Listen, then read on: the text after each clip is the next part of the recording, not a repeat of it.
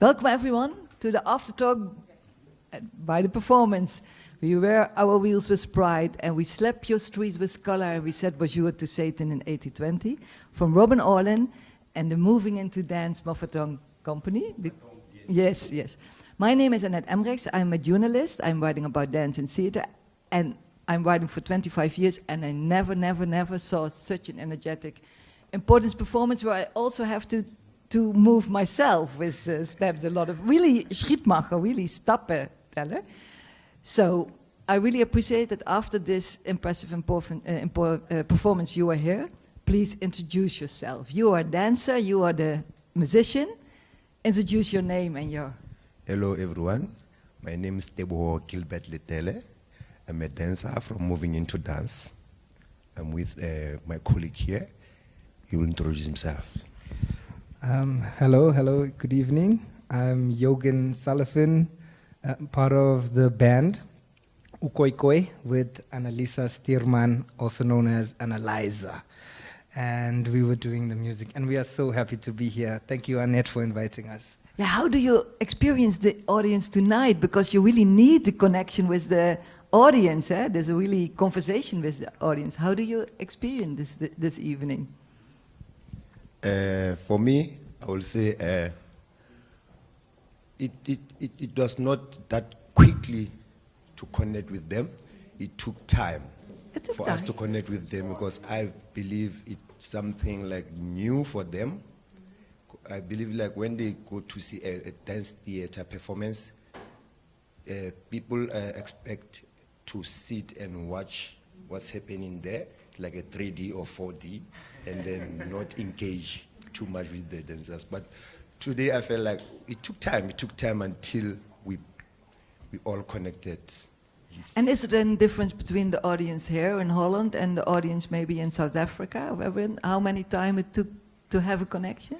So unfortunately, we haven't been to South Africa back home. I mean, we go back home and come back, you know, but we've been all over France, we've been to Germany, we've been in Belgium, we've been in Oslo, and every city has its own unique energy, you know, and has its own vibe, and sometimes people really connect and other times people, you know, disconnect. And do you have tricks to get a connection? That's when it takes time. You say, do you have new tricks? The tricks, I can't call it a trick. I think I can say is if I believe in myself as a performer, and then I allow myself to connect with someone sitting there. I don't have to just say, okay, I have to do this and pass. If they don't participate, I don't care. So I have to be true to myself, and then the person who's watching me can easily trust me to do what I'm asking that person to do without telling that person, I'm asking you joining me. So you're building on the trust. Relationship with the energy. Yes. And the music is very important then, and the singer.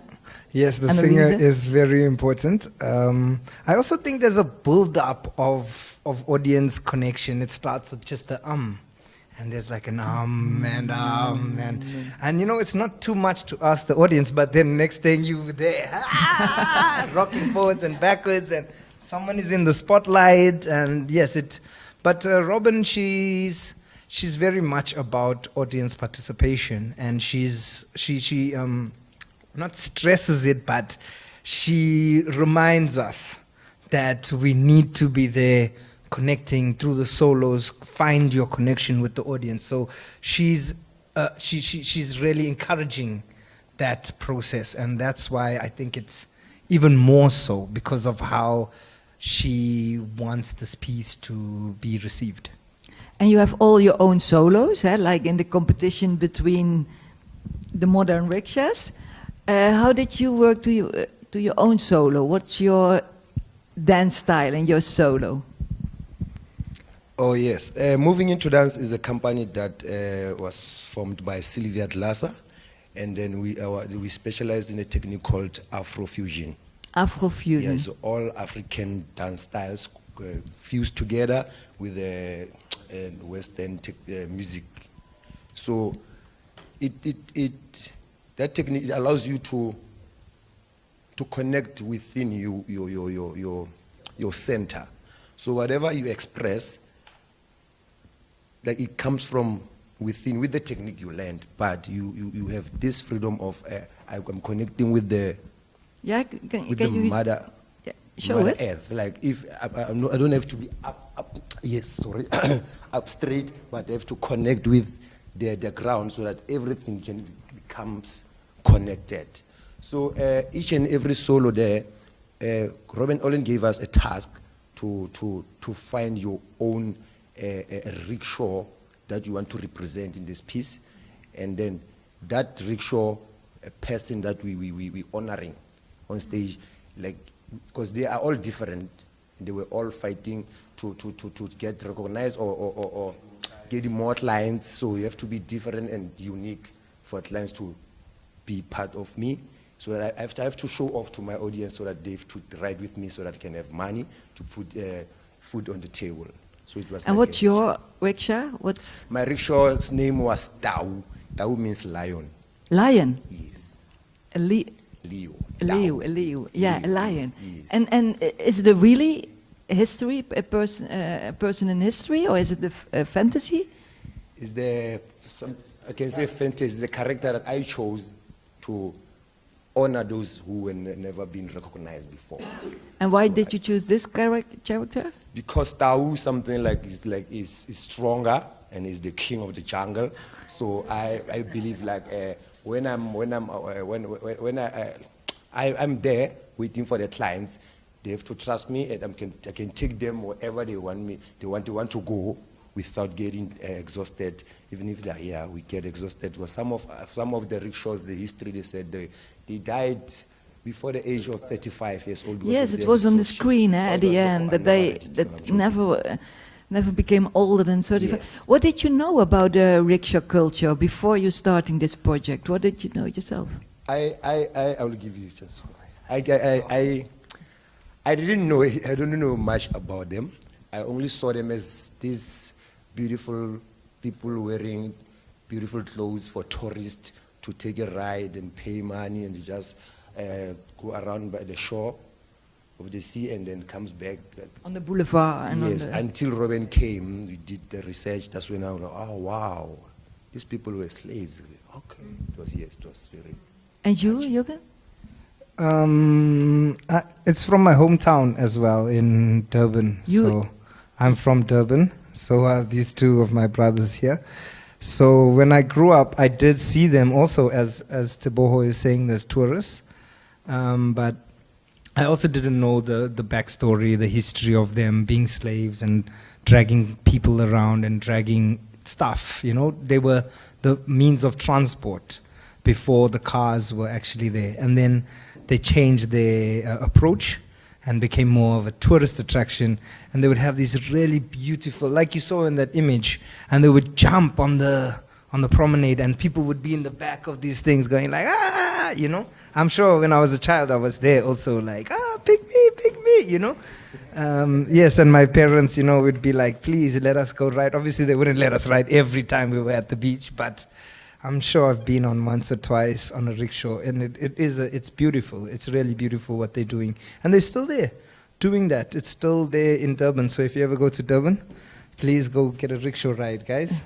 Tip well. But how is it possible that the history of this colorful people, that it's so unknown even in Durban, you know, in your own hometown? I think we know the darkness of our history. You know, this is just one side, you know, of this really it's colonization, right? And it's all about the plight of the African man and woman. You know, it's a sad story, but at least we've come out of that now. You know, or we're still making our way out of it, but we've come a long way. We don't live in that apartheid anymore, you know, or under that British rule, which is where the rickshaws really, I think, came from. It's the British that brought them, you know, with the sugar cane and all of that kind of stuff.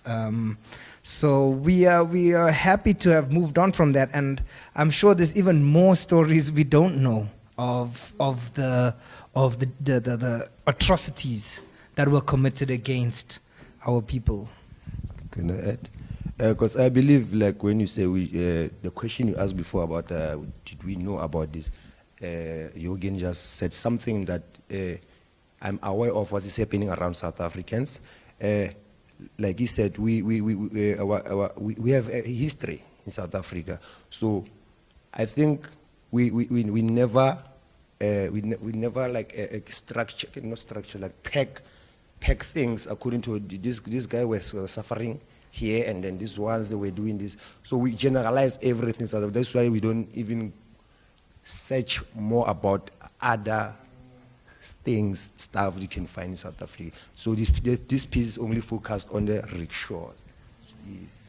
So it's more specified now. Yes. Yes. Because of Robyn's story, she also saw these rickshaws jumping, and she says that she thought they were angels. And she always tells the story in the interviews. She's not here this time, but she would say that she would tell her mom, like, "Mom, who are these angels that are flying here?" You know, and that's what inspired her all of these years later to create this piece. She was inspired by the movement, the dance of the rickshaws, because of And the to way know they more are. about the darkness behind these angels. Yes, I'm sure she was Yeah. the one who now did the research, and then she was touched by all of these stories, and yes, involved us, brought us in, and told us these stories as well. And you are comparing it now with the Uber chauffeurs. That's the same old struggle, the same. Yeah. Why? I believe when you were a rickshaw that time, you woke up in the morning. You woke up in the morning to make money for your family. So and then there's this I can say a second party or third party person who takes that money you made out of your strength, out of your struggle. The person always takes 5% or 10% of your hard work. Same thing with the Uber drivers. They have this company, but the boss always get more than Than the who people who works do the hard. work. Yes. Yeah. Other questions already, or someone who want to share something? Oh, Sbu, you want to share something? Spusiso, you want to share something? I think you can say more. I don't have any question. My English is quite bad. It was fantastic. It was fantastic. And I liked very much the cooperation between dance, music, video, lights. The colors were fantastic. The choreography with the, I don't know, ribbon and the cans. The cans. She really likes the interaction between the dance and the music and the video and all the colorful things. Amazed. She was amazed. Yes. Thank you very much for this evening.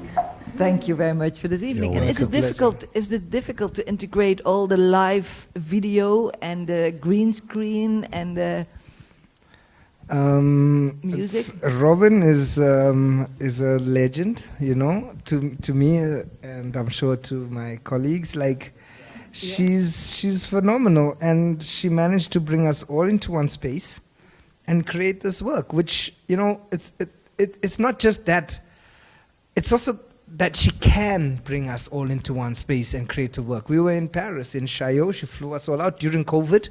Like, we even needed special passes and all of this stuff. Flew out. We're watching the Eiffel Tower at lunchtime, you know. For us South Africans, that's a real gift, you know. And yeah, she whooped us into shape. And I mean, and she's been continuously whooping us into shape. And Yeah, because you are also moving and dancing and as a musician. Yes, and Eric as well. Let me please mention Eric Perrois. He is doing the video. He is absolutely phenomenal. But we were challenged, all of us. And I think that is also what made this piece so beautiful, is Robyn wouldn't just be like, "Oh, okay, that's beautiful, Eric, you know, that's it, you're done for the day, you can go home." No, she was like, "Okay, I see that. What more can you bring? Spusiso, I see you doing this thing. What more? Can you jump higher? Can you jump lower? Can you you know, exaggerate the rickshaw, because the rickshaws, when they're pulling those wagons, they're not doing it exactly as us. But now when it gets to the stage, it has to be exaggerated so it can also entertain the people who are watching the show at the same time. And what I like about her, she wanted to build a monument, actually make the history out of the rickshaws, because now in South Africa the rickshaws are fading and nobody is recognizing them anymore.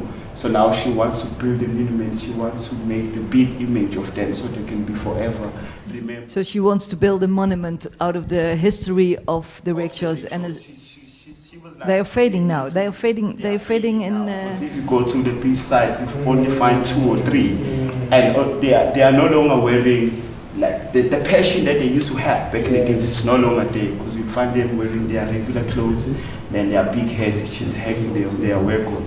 So now They're not anymore so traditional. now it's all about tourist attraction and making money. Now it's a tourist attraction. So Yeah. it's no longer popular or big as it is before, since now it's a And did you got reactions from rickshaw? Did they saw this? we No. haven't been to South Africa with the show. They have to see it. Yes, we're Yeah. wanting to go, but we're looking for sponsors. Please, anybody who wants to sponsor us a trip to South Africa? I mean, we're all there really, except for a few of us, but And what Yes. is what is the term that they use in Zulu for rickshaw? Because it was on the screen. It's in Zulu. They mention rickshaws. There we go. Hashi. Ama, Hashi is like a horseman. horses. It's a And horse. does it feel sometimes uneasy to play with these horse movements in front of a wide audience? we are artists, we are performers. Your performance. Yes. So in art, anything is anything. It's my job. If I want to make fun out of you on stage, I will do that. So In art, there's everything is there's no everything. limits, there's no boundaries. Anything that you want to talk about it, you talk about it. anything, I repeat it, but anything you want to talk about it, it's possible in art. You can do it even on stage for a wide audience, a black story. It doesn't matter. Art is doesn't a matter. freedom of impression. Yeah. Sorry? Art is a freedom of expression, so I can express myself. Even if something that touches me, I will express it on stage. If you feel bad about it or you feel happy about it, we'll discuss it after. So let me be on that moment. I think it's also important to educate people about our stories and our histories and remind people of what we've been through. You know, it's a long, brutal history, and it's good to come here and tell people like, look, you know, this is what we've been through. This is what we've been through, you know, and I think that is a very important part of it. And it's also a celebration of that culture. It's also a celebration of freedom and color and all of this beautiful Africanness that we have. We need to celebrate it, and we need to show that we can be, you know, phenomenal. We are phenomenal. Yeah, it wasn't. We just need to be given that chance we never got, because some of us or our parents, they still have that trauma. Your parents still have that trauma. Yeah, they still have the trauma of what happened back in the day. So now we want to break that trauma as we are the youth, we are the new ones. So now we You want to break that trauma by sharing the by story sharing with the new stories audience. and try to bring the whole world together. If you are white or black, now that doesn't need to matter anymore, because at the end of the day we eat the same food, we drink the same water, the body it needs the same thing. If you're white or black, you eat the same water, you eat the same We need food. everything. We need the sun, like as we need the soil to plant everything. We need animals to eat. We are basically the same. It's We are just basically the the same. color that makes us, you know, don't look. Maybe not everyone will understand that at the moment, but it's true. Yes. That's true. It's Maybe, true. maybe we need a little more sunshine, you know. Just a little more, yeah, a little more sunshine. Other questions, remarks? There is something in my mind. I hope to find good words. The African people, they can be proud about themselves. The dark history is the dark history of the white people. The African people can be proud on themselves. The dark history is the history of the white people. You agree? You know, Okay. Yeah. I do agree, but I feel like culture is always shared. You can't have culture without the other side of culture. You know, if you talk about Africa and its history of shipping and of slavery and a lot of human atrocities and genocide kind of stuff, it still is a mixture of these two cultures, because there's a lot of Africa that's traveled out of there, you know, whether you're talking about Egypt or you're talking about Zimbabwe or whatever, you know. Yes, there's a lot of Africa that has come out of Africa and traveled with Europeans to Europe, you know. Same with India and America. All of these places that the Europeans have gone to, they've also taken from there, and the cultures have joined. And of course, there's technology would never be something that the Africans bring, but we bring color and life and movement and dance and love and passion and maybe some biltong or something. You really did this evening. Are there some other questions? Yes, therefore, let's dance together. Let's dance Together. Together. Forward and back. Thank you very much. Are you going to the Thank club you, later, Jorgen. madam? Are you going to the club later, madam? You're We'll going come to the join club. you. This is an invitation to finish. Okay, thank you, Jorgen and Tibago. Thank you for your after talk, and have a great tour to Holland. And thank you, Schietmacher, for inviting you and this evening to Kerkrade. See you next time. Kerkrade, thank you, Kerkrade. Thank you, Annette. It's been lovely. Thank you.